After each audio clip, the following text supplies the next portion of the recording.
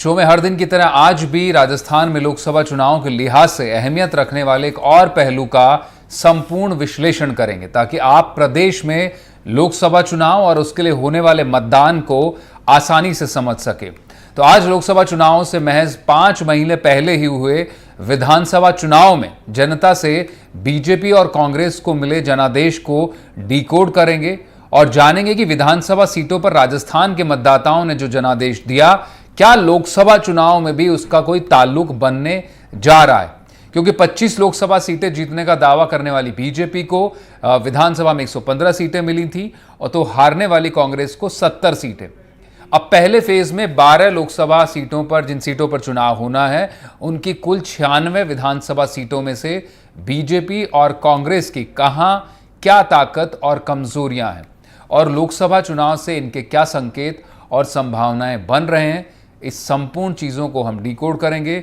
19 अप्रैल को जिन 12 लोकसभा सीटों पर चुनाव होना है, उनमें पूर्व राजस्थान से लेकर पश्चिमी राजस्थान और उत्तर राजस्थान तक की सीटें शामिल है। सबसे पहले आपको ग्राफिक्स के जरिए दिखाएंगे कि दोनों दलों की चुनावी हैसियत विधानसभा के हिसाब से जो लोकसभा चुनाव से पहले हुए उनमें क्या रही। पहले चरण में 12 लोकसभा सीटें पर चुनाव होना है, उनको डिकोड करेंगे। विधानसभा के 5 माह बाद लोकसभा चुनाव के लिए क्या संकेत इनमें छिपे हैं। 12 लोकसभा की 96 विधानसभा सीटों पर बीजेपी कांग्रेस की स्थिति आप जानेंगे। पूर्व से पश्चिम उत्तर की सीटों पर पहले फेज में चुनाव, 96 से 45 लोक विधानसभा सीटों पर कांग्रेस काबिज है, 44 सीटें भाजपा के खाते में, 7 सीटें निर्दलीय समेत अन्य दूसरे दलों के पास में है। पहले चरण में 12 लोकसभा सीटों का चुनावी गणित डिकोड करेंगे और अगले ग्राफिक के जरिए आपको बताएंगे कि किस तरह से कांग्रेस और बीजेपी अपनी अपनी स्थिति पर खड़े हैं। Next graphic. तो ये फेज 1 में 7 सीटों पर कांग्रेस मजबूत, आप देख सकते हैं गंगानगर, चूरू, झुंझुनू, सीकर, अलवर, करौली, धौलपुर और नागौर। ये इस तरह की सीटें हैं जहां पर विधानसभाओं में कांग्रेस बीजेपी के मुकाबले मजबूत होकर उभरी। ये वो सीटें आप मैप में देख सकते हैं, पूर्वी राजस्थान और फिर पश्चिम और उत्तर राजस्थान। फर्स्ट फेज की सीटों पर 2023 में कांग्रेस मजबूत रही। झुंझुनू लोकसभा सीट पर 6 विधायक, 8 में से गंगानगर, चूरू, सीकर, अलवर, करौली, धौलपुर में 8 में से 5-5 एमएलए कांग्रेस को मिले। नागौर लोकसभा सीट पर कांग्रेस के 4 विधायक चुनकर आए। सिर्फ भरतपुर सीट ऐसी रही जहां कांग्रेस का कोई विधायक नहीं है। अब बीजेपी के 5 लोकसभा सीटों पर ज्यादा विधायक हैं। बीकानेर, जयपुर, दौसा और जयपुर ग्रामीण में पार्टी के पास 5-5 विधायक हैं। बीकानेर, जयपुर, भरतपुर में पार्टी के 6-6 विधायक हैं और दौसा, जयपुर ग्रामीण में 5-5 विधायक। और अब जो लोकसभा चुनाव को लेकर बड़ा सवाल, आज के चुनावी सवाल, क्या विधानसभा में मिले माइलेज को बरकरार रख पाएगी कांग्रेस? क्या पहले की तरह बीजेपी के लिए फिर एक तरफा वोट पड़ेगा लोकसभा में? और लोकसभा चुनाव में 12 सीटों पर किन मुद्दों पर वोट पड़ेगा? और चौथा आखिरी सवाल, पहले चरण की सीटों पर बीजेपी कांग्रेस की ताकत और कमजोरियां क्या हैं? इन चारों सवालों के जवाब हम जानेंगे। हमारे साथ मेहमान होंगे और हमारे रिपोर्टर भी हमारे साथ जुड़ेंगे। तो श्याम झा हमारे साथ इस वक्त जुड़ चुके हैं, बीजेपी के स्पोक्स पर्सन है। वहीं पर कमल कुमार कन्वीनर है राजस्थान इलेक्शन वॉच के, और डॉक्टर संदीप मील पॉलिटिकल एनालिस्ट हैं, और सोमू भी हमारे साथ जुड़े हैं। श्याम जी, आपसे ही पहला सवाल मेरा होगा, जो विधानसभा चुनाव में परफॉर्मेंस देखने को मिला 12 सीटों पर, उसमें से 7 सीटों पर कांग्रेस मजबूत रही। किस तरह से अंतर पाट लेंगे आप? क्या आपको फिर उम्मीद है कि एक तरफा वो लोकसभा में पड़ता, विधानसभा में आप भले पीछे रहे हो? जी मनीष जी, मैं ये कहना चाहूंगा कि अगर आप लोकसभा का एनालिसिस अगर आप करेंगे तो आप देखेंगे विधानसभा में भले ही जो जीत हार का जो अंतर रहता है कांग्रेस बीजेपी का शायद 1-2% का रहता होगा, लेकिन लोकसभा में अगर आप कंपेयर करेंगे 2014-2019 में, तो ये परसेंटेज 25+ का अंतर है जो बीजेपी कांग्रेस का जीत हार का जो अंतर रहता है, वोटों का जो अंतर है पूरे प्रदेश में। तो आप ये मान के चलिए कि फर्क बहुत बड़ा है। और जिस प्रकार से माननीय नरेंद्र मोदी जी की जो कल्याणकारी योजनाएं रही है, चाहे वो सभी गरीबों को घर मिलना हो, किसानों को सम्मान निधि मिलना हो, महिलाओं को उज्ज्वला गैस का कनेक्शन मिलना हो, चाहे बेरोजगारों के लिए हो, जिस प्रकार से बीजेपी सरकार राजस्थान में आई और किस प्रकार से आप देखेंगे पेपर लीक वाले मामले में लगातार गिरफ्तारियां हो रही है, लगातार एक एक कलई खुल रही है, परत दर परत सारी चीजें बाहर आ रही है निकल के। और जिस प्रकार से राजस्थान में लगभग 17 बलात्कारी घटनाएं रोज हो रही थी, उस पर कहीं ना कहीं अंकुश लगाने में भारतीय जनता पार्टी की सरकार सफल रही है। तो महिलाओं में भी कहीं ना कहीं विश्वास आया है और सभी अपने आप को सुरक्षित महसूस करें। प्रदेश में जो माफिया राज था वो धीरे धीरे खत्म होता जा रहा है। गैंगस्टर नहीं, इसमें एक बात दूसरी है झा साहब, मैं जो जानना चाह रहा था आपसे, मुद्दे अलग चीज है, मुद्दों पर भी हम आएंगे जिन पर आपने वोट मांगा और उसके बाद का आपका भी रियलिटी चेक है। करीब 100 दिन से ज्यादा की आपकी सरकार हो चुकी है। अपराध को लेकर आप जिक्र कर रहे हैं, उसकी स्थिति अब क्योंकि प्रोग्राम अलग से हम चुनाव पर कर रहे हैं, अपराध पर हो सकता है, तो कई सवाल है बीजेपी सरकार पर भी। अब मेरा बड़ा सवाल यही था कि जिन सीटों पर कांग्रेस माइलेज लेकर आई थी आपके मुकाबले विधानसभा सीटों में, भले वो हार गई, लेकिन ये मानना चाहिए कि पूर्व में चाहे वो अलवर की सीट हो या फिर आपके झुंझुनू की सीट हो, गंगानगर के उत्तर में सीट हो, चूरू की सीट हो, जिसमें आज प्रधानमंत्री नरेंद्र मोदी अब रैली भी कर चुके हैं वहां पर, तो ये मानना तो चाहिए बीजेपी को भी कि ये सीटें स्थानीय स्तर पर जब वोटर जाएगा तो टफ हैं, इतनी आसान केक वॉक नहीं होने वाला बीजेपी के लिए भी, क्योंकि 10 साल से आप वहां हैं, 2 बार आपके सांसद लगातार चुनकर जा रहे हैं और विधानसभा चुनाव में एक मैसेजिंग तो मिली है आपको, उसको काउंटर करने की तैयारियां तो होंगी ना आपकी, या आप आ रहे हैं कि आराम से आप जीत जाएंगे? बिल्कुल हम आराम से जीतेंगे। 2018 में जब विधानसभा चुनाव हुए थे तब कांग्रेस की सीटें हमसे ज्यादा थी, उसके बावजूद भी राजस्थान की जनता ने नरेंद्र मोदी सरकार को कहीं ना कहीं अपना विश्वास जता करके यहाँ से 25 की 25 सीटें जिता करके भेजा था। और अभी भी माननीय नरेंद्र मोदी जी का विश्वास जनता पे है और जनता का विश्वास माननीय नरेंद्र मोदी जी के साथ है। ठीक है, राजस्थान से 25 की 25 सीटें जीत के जाएंगे। ठीक है, मील साहब का रुख कर लेते हैं। आपसे जानना चाहेंगे सर, जिस तरह से श्याम झा कह रहे हैं कि आसानी से जीत जाएंगे, पर यह समझना चाहिए कि जनता जब इतनी आसान राह होती है चुनाव में और नरेंद्र मोदी के मुद्दे पर चुनाव है, ये बात सच है कि विधानसभा चुनाव में और फिर लोकसभा चुनाव में एक बड़ा फेस का अंतर हो जाता है जनता के स्थानीय स्तर पर मुद्दों का और चेहरे का। प्रधानमंत्री मोदी का अगर आंकड़ों की भी बात करें, जिस तरह से बीजेपी भी पेश करती, करीब 18-20% का अपने आप में एक बड़ा अंतर पैदा कर देते हैं वो कांग्रेस बीजेपी के बीच में, जिसके चलते इनको लीड मिलती है। लेकिन जब इतनी आसान रहा है तो इतनी बड़ी बड़ी रैलियां और पूरे आला कमान को बीजेपी को राजस्थान में उतरने की क्यों जरूरत पड़ती जब इतना ही आसान चुनाव है? तो आपको क्या लगता है? देखिए सर, ये चुनाव राजस्थान का बहुत आसान चुनाव नहीं है। भारतीय जनता पार्टी के लिए भी आसान नहीं है और विपक्ष के लिए भी आसान नहीं है। दोनों के लिए चुनौतियां हैं, अलग अलग तरह की चुनौतियां हैं। सबसे बड़ी चुनौती तो इस चुनाव में जो है वो पहले चरण के चुनाव में ये है कि अभी तक चुनाव उठा ही नहीं है जी। अभी चुनाव बहुत ज्यादा जनता के बीच उसकी कोई चर्चा नहीं हो रही है। कुछ राजनीतिक कार्यकर्ता माहौल बनाने की कोशिश कर रहे हैं। इसका एक कारण है वो राजस्थान में पसल का जी, शायद ऑडियो अनम्यूट कर लीजिएगा आप मील साहब। लोग फसल कटाई के काम कर रहे हैं। मेरा मानना है कि ये 1 सप्ताह का चुनाव होगा। 10 तारीख के बाद में जनता चुनाव से जुड़ेगी, 12-13 तारीख तक ऑब्जर्व करेगी, 14 तारीख 15 तारीख तक वो डिसाइड करेगी और फिर 3-4 दिन वो चुनाव को एंजॉय करेगी। इस तरीके से ये राजस्थान का चुनाव होगा। अब मैं थोड़ा सा आपको बताऊं कि अलग अलग सीटों का अभी तक जो दिखाई दे रहा है वो ये है कि कुल 12 सीटों में 5 सीटों पे भारतीय जनता पार्टी आगे दिखाई दे रही है, 4 सीटों पे इंडिया गठबंधन आगे दिखाई दे रहा है और 3 सीटों पर टक्कर है। ठीक है, गंगानगर से शुरू करते हैं हम उत्तर से। उन पर सिलसिलेवार ढंग से आएंगे। मील साहब आप आएंगे। मैं जरा मेरे सहयोगी सोमू उनका भी रुख कर लेते हैं और कमल टाक भी हैं। अब सोमू, अब क्योंकि जो सीटें बताई जा रही हैं मोटे तौर पर, अगर क्योंकि नंबर्स में चुनाव की सच्चाई नंबर्स में छुपी होती है और उसी पर हम रोज शो करते हैं, तो नंबर्स के लिहाज से कांग्रेस आगे है विधानसभा चुनाव, क्योंकि रिसेंट जो चुनाव हुआ लोकसभा से पहले विधानसभा चुनाव थे 5 महीने पहले। आप भी काफ़ी फील्ड पर रहे, बाकी सब रैलीज भी कवर कर रहे हैं। क्या वाकई लोकसभा का जो मोमेंटम है बीजेपी के पास में, विधानसभा चुनाव की जीती उसके बाद अब लोकसभा चुनाव में है, क्या वो अभी एज है बीजेपी को, या फिर कांग्रेस जिन सीटों पर आगे वहां पर अभी भी कांग्रेस की पैठ है लोकसभा चुनाव में भी? देखिए मनीष, इतना जरूर कह सकता हूँ कि जो पिछले 2 चुनावों के परिणाम हैं उस तरह का परिणाम हो ऐसा अभी आज की तारीख पे नहीं दिखता है। हालांकि अभी चुनाव जो वोटिंग होनी है उसमें काफ़ी लंबा वक्त बचा हुआ है, तब तक स्थितियां क्या रहती हैं, लेकिन आज की तारीख में भारतीय जनता पार्टी के लिए राह जो है वो 25 की 25 सीटें जीतने की वो उतनी आसान नहीं है जितना पार्टी दावा कर रही है। न सिर्फ उन सीटों पर जहां पर कांग्रेस आगे है, बल्कि उन सीटों पर भी पार्टी बहुत अच्छी स्थिति में, जैसे जिस स्थिति में पिछले 2 चुनाव में रही है उस स्थिति में नहीं है जहां पर उसके एक भी विधायक विपक्षी पार्टी के नहीं है। अगर भरतपुर की ही बात करें तो भरतपुर पहले फेज की एकमात्र ऐसी सीट है जहां कांग्रेस के पास एक भी विधायक नहीं है, लेकिन वहां भी चुनाव जो है वो बहुत रोचक हो चुका है और दिलचस्प चुनाव है।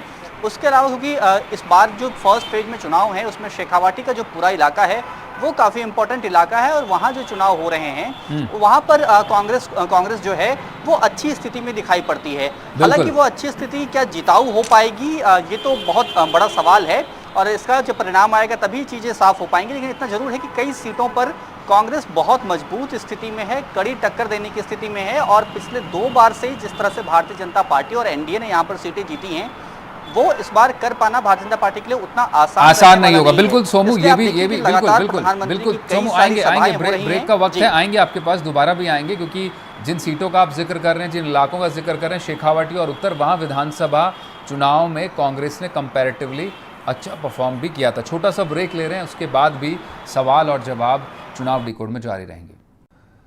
तो आज चुनावी डिकोड में बात हो रही है पहले चरण की 12 सीटों पर, लोकसभा सीटों पर, जिनमें विधानसभा सीटों जिनमें विधानसभा सीटें आती हैं 96 सीटें, उन पर क्या रुख रहा था आज से 5 महीने पहले, और अब लोकसभा चुनाव में जनता क्या रुख दिखा सकती है, उस पर बात हो रही है। हमारे सारे मेहमान इस वक्त लाइव हैं।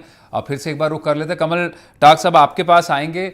जो 96 सीटें हैं उनमें अगर हम डिकोड करने की कोशिश कर रहे हैं, कांग्रेस थोड़ी आगे दिखाई पड़ती है, बीजेपी थोड़ी पीछे रही और बाकी निर्दलीय और दूसरे दलों का भी असर है। अब कांग्रेस गठबंधन के साथ में है इस चुनाव में।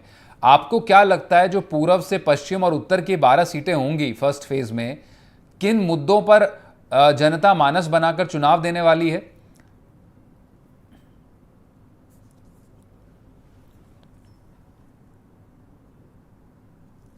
कमल जी, आपसे मेरा सवाल।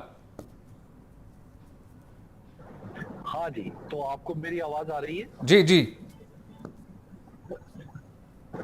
हाँ, तो अभी जो पूरे मुद्दे दिख रहे हैं वो बीजेपी के पास तो वही नेशनल एजेंडा जो उन्होंने एक तरीके से विधानसभा चुनाव के अंदर चलाया था, मोदी की गारंटी और मोदी के फेस के ऊपर ही है। लेकिन यहाँ जो है वो गठबंधन जो अलग अलग तरीके से हुआ है, अभी मैं इधर घूम ही रहा हूँ शेखावाटी इलाके में, तो इस तरीके से जनता का मूड, यहाँ के लोगों का कुछ अलग भी दिख रहा है। तो ये टक्कर बहुत जबरदस्त है और इस टक्कर के अंदर ऐसा लग रहा है कि बाजी किधर भी जा सकती है। तो हमें ये तो नहीं कह सकते कि ये 26 की 25 सीट जो है वो बीजेपी इसमें बहुत इजीली ले लेगी। और यहाँ पर मुद्दों के अंदर सिर्फ जो राष्ट्रीय मुद्दे हैं उसके साथ साथ लोकल मुद्दों को भी हावी होने का मौका मिल रहा है, क्योंकि यहाँ पर जो अभी लोग खड़े हुए हैं, विशेष करके जैसे अमराराम जी इधर सीकर में हैं, उधर ओला के बेटे ही खड़े हुए हैं, शेषराम ओला के। तो यहाँ पर ऐसी स्थितियां हैं जहाँ पर लोग, आवाज कट रही है क्या सर? नहीं आ रही है, आप अजी कंटिन्यू रखिए।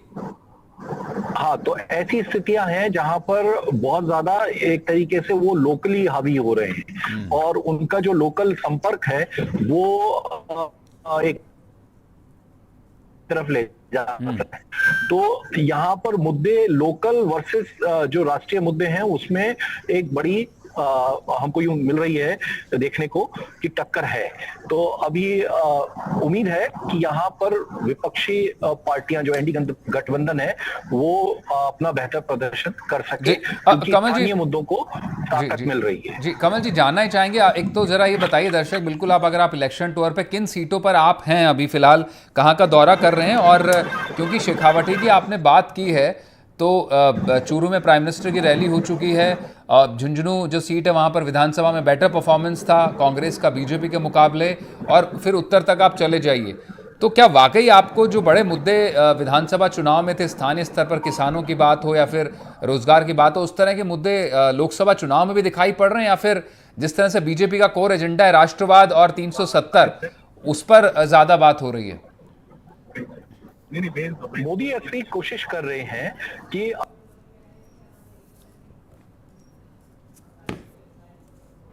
अब शायद ऑडियो में ग्लिच है, दोबारा जोड़ने की कोशिश करेंगे। मील साहब, आपका रुख कर लेता हूं मैं। जिस तरह से कमल जी भी बता रहे हैं कि जो मुद्दे हैं, स्थानीय स्तर के जो मुद्दे हैं, वो अभी भी लोकसभा में भी हैं, और लोकसभा के जो राष्ट्रीय मुद्दे बीजेपी जो उठाती है वो भी लोगों के बीच में है। आपको क्या लगता है, क्योंकि बीजेपी ने बड़ी ही अपनी इलेक्शनरिंग के जरिए स्थानीय मुद्दों को गौण कर दिया हर चुनाव में, अब राष्ट्रीय मुद्दे स्थानीय मुद्दों के पर भी हावी रहते हैं, और लोकसभा चुनाव में तो राष्ट्रीय मुद्दे हैं ही। आपको क्या लगता है इस लोकसभा चुनाव के लिए? सबसे पहली बात तो ये है कि राजस्थान की 25 लोकसभा सीटों में से 24 भाजपा के साथ जीती हुई प्रत्यक्ष रूप से थी और एक अलायंस में थी। तो एक बड़ा मुद्दा तो हर लोकसभा पे ये है कि भारतीय जनता पार्टी के जीते हुए सांसदों का रिपोर्ट कार्ड, उन्होंने इस 5 साल में क्या किया, ये एक हमें उत्तरी और पश्चिमी राजस्थान की अधिकांश सीटों पर देखने को मिल रहा है जी। दूसरा, किसान प्रभावित इलाके में किसानों के सवाल भी मुखर हैं, कुछ नौजवानों के रोजगार के सवाल मुखर हैं। लेकिन मैं फिर ये कह रहा हूं कि ये सारे जो मुद्दे हैं, ये मुद्दे अभी बहुत ज्यादा कोई नैरेटिव का रूप नहीं ले पा रहे हैं। ठीक है। ये मुद्दे कार्यकर्ताओं द्वारा चलाए जा रहे हैं, फैलाए जा रहे हैं, और कई जगह पे भाजपा ने अपने प्रत्याशी भी बदल दिए हैं। तो इन मुद्दों को ये एक दिशा लेंगे, वो कुछ दिनों बाद लेंगे, अभी रैलियां होने के बाद लेंगे। राजस्थान के चुनाव में राष्ट्रीय मुद्दे ज्यादा महत्वपूर्ण होंगे, क्योंकि हम लोग जितना भी देखें, विधानसभा की तर्ज पे ये चुनाव नहीं हो रहा है, और पिछले चुनावों का ट्रेंड भी देखें तो विधानसभा के मुद्दे अलग होते हैं, विधानसभा के उम्मीदवार अलग होते हैं, विधानसभा में मतदाता की सोचने की तरीके भी अलग होते हैं। ठीक है, लेकिन विधानसभा चुनाव अभी हमने देखा डॉक्टर मील, लेकिन मुद्दे कमोबेश उनमें स्थानीय के साथ राष्ट्रीय मुद्दे भी इस बार विधानसभा चुनाव में देखने को मिले थे हमारे इलेक्शन कवरेज के दौरान, और आपसे जब चर्चाएं हुई तब भी। अब श्याम जी, आपका रुख करेंगे। अब झुंझुनू, चूरू, गंगानगर, अलवर जैसी सीटें जहां पर आप विधानसभा चुनाव में पिछड़े, स्थानीय स्तर के मुद्दे होते हैं, निश्चित रूप से आपने राष्ट्रीय मुद्दों को भी अब एक तरह से कहें कि एक डबल डोज कर दिया लोगों के सामने। अब स्थानीय स्तर पर बात लोग राम मंदिर की भी करते हैं, 370 भी करते हैं, और 5 ट्रिलियन इकॉनमी, राष्ट्र की प्रगति की भी बातें करते हैं। पहले घोर स्थानीय मुद्दों पर चुनाव लड़ा जाता था विधानसभा का। अब खुद लोकसभा चुनाव में आप वोट मांग रहे हैं, आपको एज होगा क्योंकि आपकी सरकार है 10 साल से केंद्र में। लेकिन आप जरा ये बताइए कि कांग्रेस जो है उसके पास 11 अपने सांसदों के टिकट काटे और बदले हैं, कांग्रेस ने बिल्कुल नए चेहरे उतारे हैं। एक एज तो है कांग्रेस के पास, अनटेस्टेड कंटेस्टेंट है उनके पास में, उनके सामने। आपको चुनौती थी इसीलिए आपने इतने सांसदों के टिकट काटे, जिसमें चूरू सीट भी शामिल है। देखिए मनीष जी, मैं आपको एक चीज बता दूं कि कांग्रेस का आप अगर कह रहे हैं कि एक एज है, तो एक इस स्थिति में कांग्रेस ने देखिए कितने स्थानों पे प्रत्याशी बदले, कितने प्रत्याशियों ने टिकट वापस किए, और कई जो लड़ रहे हैं वो स्पष्ट रूप से कह रहे हैं कि हमें मजबूरी में लड़ना पड़ रहा है। सार्वजनिक रूप से ऐसे बयान दे रहे हैं कि हम लड़ना नहीं चाह रहे थे, लेकिन पार्टी ने बोला है इसलिए लड़ना पड़ रहा है। तो उन लोगों को पता है कि वास्तविकता में जो चुनाव है उसमें उनकी हार लगभग तय है, और ऐसी स्थिति में वो पार्टी को मना भी नहीं कर पा रहे हैं, और जनता के बीच में जाने में वो कतरा रहे हैं, जनता के बीच में पूर्ण रूप से वो कैंपेनिंग में जाने में थोड़ा सा परहेज बरत रहे हैं। तो ऐसी स्थिति में कांग्रेस की हालत आप समझ सकते हैं, कांग्रेस की हालत अच्छी नहीं है। और रही बात जहां आप बता रहे हैं विधानसभा चुनाव में, तो विधानसभा चुनाव में 2019 में भी कई सीटें ऐसी थी जहां हमें हार भी मिली थी, और आप देखें कुछ ही महीनों बाद जैसे ही लोकसभा के चुनाव हुए, तो जो जनता है वो उन्होंने 25 की 25 सीटों पे भारतीय जनता पार्टी को, ठीक है, वो जितना बात सच करके है, वो भेजा। बात सच है श्याम जी, लेकिन जी। एक बड़ा अंतर इस वक्त जनता को जो राजस्थान में दिखाई पड़ रहा वो है कि अब कांग्रेस प्लस भी है वही मैं बार बार इसलिए शेखावटी और मारवाड़ की बात कर रहा हूँ क्योंकि पिछली बार आपके साथ में एक पार्टी थी जो जाट और किसानों की राजनीति करने वाली आरएलपी थी, अब वो कांग्रेस के साथ में है, हनुमान बेनीवाल उनके साथ मिलकर चुनाव लड़ रहे हैं। तो एक तो मान लेना चाहिए कि 25 में से 24 सीटें आपके पास फिलहाल हैं, वो सांसद तो अब आपके पास साथ हैं नहीं।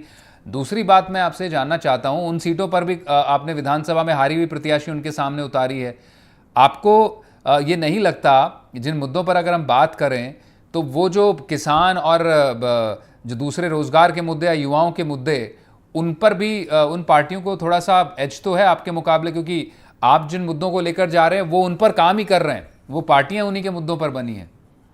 देखिए मनीष जी, मैं दो चीजें इसमें बोलना चाहूंगा, आप थोड़ा सा समय दीजिएगा मुझे। जिस प्रकार से आप किसानों की बात कर रहे हैं, तो राहुल गांधी जी पिछले विधानसभा चुनाव में आए थे और उन्होंने 10 तक गिनती के लिए बोला था कि 10 तक आप गिनती करिए और आपका किसानों का कर्जा माफ हो जाएगा, संपूर्ण ऋण माफ होने की बात की उन्होंने। और वास्तविकता में हुआ क्या, लगभग 20,000 किसानों की जमीन नीलाम हो गई और लगभग 200 किसानों ने आत्महत्या कर ली। तो वो जो झूठ था और जो फरेब था उसको जान चुके हैं राजस्थान के किसान। और जिस प्रकार से मोदी सरकार ने जो सबसे ज्यादा पूरे भारत में बाजरा के उत्पादन होता है तो राजस्थान में, और राजस्थान सरकार में, कांग्रेस सरकार में 1 किलो बाजरा तक सरकार ने नहीं खरीदा और केंद्र ने बाजरा खरीदा, बाजरे की खरीद पूरी केंद्र ने की। तो जनता और किसान और बेरोजगारों ने भी, अगर आप देख चुकी है कि 19 के 19 पेपर लीक हुए जिससे 70 लाख परिवार प्रभावित हुए। जो बेरोजगार किसी किसान का बच्चा है, किसी गरीब का बच्चा है, शहर में जाके कमरा लेकर के ट्यूशन देकर के तैयारी करता है और उसके साथ किस प्रकार से छल हुआ। तो किसान बेरोजगारों के साथ कांग्रेस ने छल किया और वो अब दोबारा विश्वास करने की स्थिति में नहीं है। कांग्रेस पे से विश्वास उनका खत्म हो चुका। और जिस प्रकार से गहलोत जी ने गारंटी शब्द उतारा कि ये गहलोत की गारंटी, और उसको खारिज कर दिया सिरे से। ठीक है, अब समय कम है। सोमू हमारे साथ है। सोमू, 30 सेकंड में आपसे मैं जानना चाहूंगा, क्योंकि इस बार पहले चुनाव के मुकाबले इस वक्त कांग्रेस गठबंधन होगा बीजेपी के सामने, क्या ग्राउंड पर थोड़ा चैलेंज आप बढ़ता देख रहे हैं? निश्चित रूप से ग्राउंड पे इस बार भारतीय जनता पार्टी के लिए कई सारे चैलेंजेस हैं। 10 साल की सरकार रही है और पिछली 2 बार से, जिस तरह से हम बार बार जिक्र कर रहे हैं कि भारतीय जनता पार्टी के पास सभी सांसद रहे हैं, तो उन सांसदों का रिपोर्ट कार्ड भी उनको जनता को देना है। जनता को ये बताना है कि 10 सालों में स्थानीय स्तर पर क्या काम हुए, इसका जवाब भी देना है। और उसके साथ साथ जो और भी मुद्दे हैं जो जनता से सीधे तौर पर जुड़े हैं, उनका जवाब भी देना है। जनता हर बार राष्ट्रीय नैरेटिव के सहारे वोट जरूर करती है, लेकिन क्या वो इतना वोट करेगी जो गठबंधन के समीकरण, नए समीकरण और कई नई चेहरे जो कांग्रेस ने उतारे हैं उन सबको काउंटर कर पाए? ये देखने वाली बात है। कांग्रेस के पास सबसे बड़ा जो कमी होगी सोमू, वो होगा चेहरा, जो मोदी का चेहरा है बीजेपी के पास में, अपने आप में जो 20-22% का अंतर पैदा कर देता है पिछले 10 साल से, उस चुनौती से पार पाना कांग्रेस के लिए बड़े पहाड़ को पार पाने जैसा होगा। मील साहब आप जुड़े, श्याम झा जी आप हमारे साथ जुड़े, सोमू बहुत बहुत शुक्रिया।